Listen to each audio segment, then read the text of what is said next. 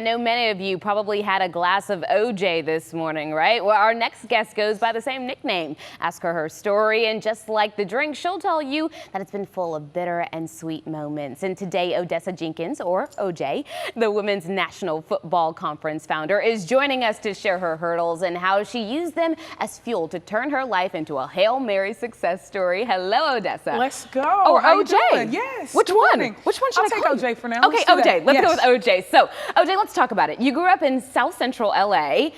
Let's talk about the hurdles that came with that first. Yeah, you know, growing up in Watts was, I think, a combination of challenges, but a lot of love. I think anyone that's grown up in a tough neighborhood realizes that you learn to lose early, which is not necessarily healthy, but you learn to hold on to love early too. And so I think of all the things that I went through, you know, whether it was loss, violence, whatever it was, I think the thing that Watts gave me the most was love, the love of my people, the love of family, and I keep that with me today. Keep it close to your heart, indeed. You just mentioned loss.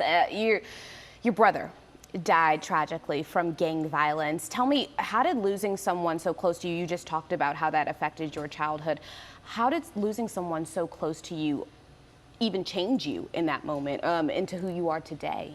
It changed me forever, you know, and I think it changed me forever because it changed my parents forever. It changed my sister forever. Losing someone that was so close in age, but like our hero, he was the coolest person in the world. And to have him so tragically taken from us so violently, it was the first time I ever saw my mom cry. And to see a woman that's the strongest person you ever met in your life cry for the first time was traumatic. And so for me, I was only 11 years old, so I unfortunately did understand death at that time, but it was more about how it changed my family, how it changed my mom, how I started to learn that you can lose anything around you at any time. Yes, yes, indeed. I like that you mentioned that it almost shocked you, and just because of how close you guys were in age, I think a lot of the times we think, oh, it could never happen to me, or, you know, it might happen to someone else, or it's very distant until it hits home, and it's like, oh my gosh, this is reality, and this stuff happens every single day. And so, like you said, I can't imagine how traumatic that is. Yet, and still, though, you still became a top high school athlete and the #1 women's football running back in the world, you guys, which is so fabulous. Where did your passion from football, where did it stem from? I think it stemmed from, you know, my family, but also the loss. The way my life sort of panned out is losing my brother, losing my aunt, losing my grandma, dealing with the things that I dealt with as a young person. When it came to sports, not only was it an outlet, but when I got on a basketball court or a football field, there was nothing to chance, right? I played like there was nothing to lose. And I think, you know, you hear some of the greats say, there are some people who play to win and there's some people who play not to lose.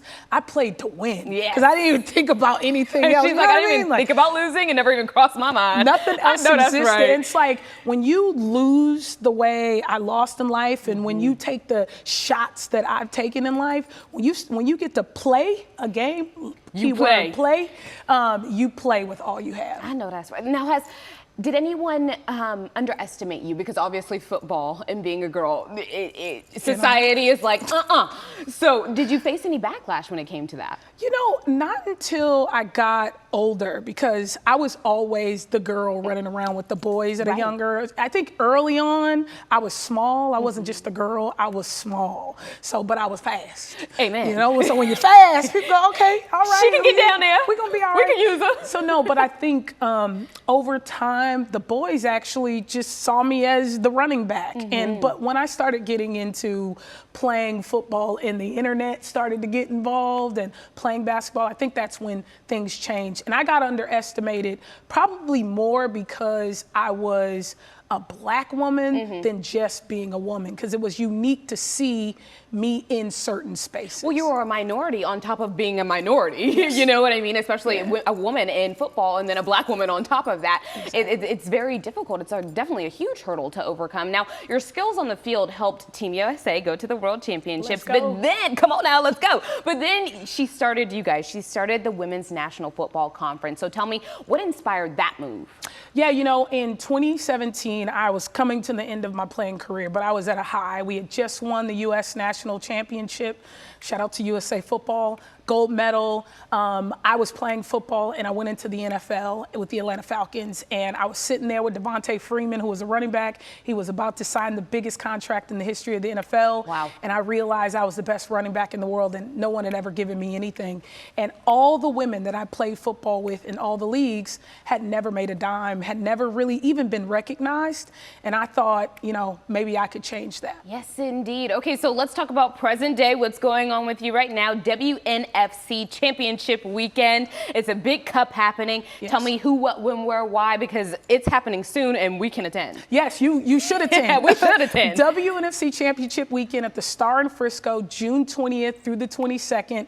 Everything that you could imagine. The top 100 girls playing varsity flag football, the national championship 9-cup game on ESPN2 and Victory Plus. Wow. We have an all-pro game. We have a women's conference. I mean, it is everything that you can imagine going down at the Star in Frisco. That is amazing. And all female. All women. All women. And there's going to be thousands of women. The other thing that's really, really important is we're going to set a Guinness Book World Record for attendance at a tackle football game at Ford Center. Yes, we will indeed. Yes, we will. You know what, OJ, thank you so much for being here, because you have been through so much, and yet and still you radiate kindness and happiness and love, like you said in the beginning. And so I appreciate you very much for being here and being able to be vulnerable with us and share your story very much. Thank you. Thank you so much. Thank you indeed. Okay.